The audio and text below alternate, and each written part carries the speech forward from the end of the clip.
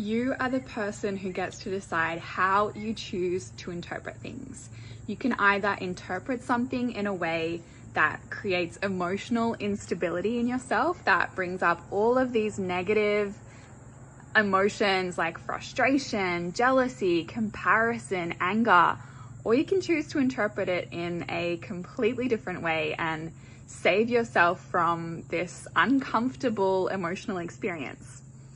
I'll give you two examples. So one is a silly example. It's like you're driving on the road and someone cuts you off, and regardless of the other person's intention, you can choose to interpret that as either A, this person's a they did that on purpose, what an blah blah blah, and you can have this whole emotional experience around frustration and anger and how the fuck could this person be so disrespectful, blah blah blah.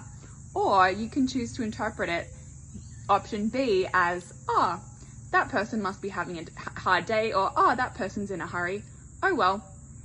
And you completely save yourself from this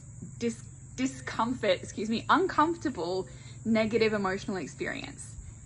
Irrespective of what that person's intention was, you are the one that has the power to choose to interpret it as either this experience that feels really gross in your body, bringing up anger and jealousy or pissed offness or whatever it is, or you can choose to interpret it as, oh well, sucks to be them, or whatever it is. And I'll give you a second example. This was an example of one of my clients, and she sent me this message about an email that she received from an ex, and it doesn't matter what the email said, but it was something like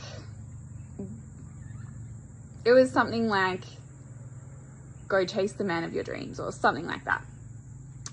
And she had this emotional reaction to it of like, he's manipulative, he's a dickhead, blah, blah, blah, blah, blah. And I was like, why don't you choose to interpret it instead as he was wishing me well?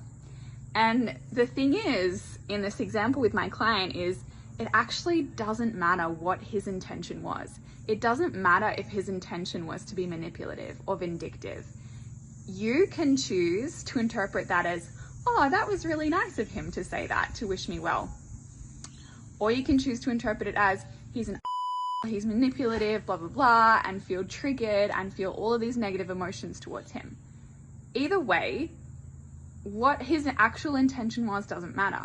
You can choose to interpret it however you want to interpret it, and therefore you have full power, control, and sovereignty over your emotional experience and the emotions that arise within your body. I hope that this helps. Mwah.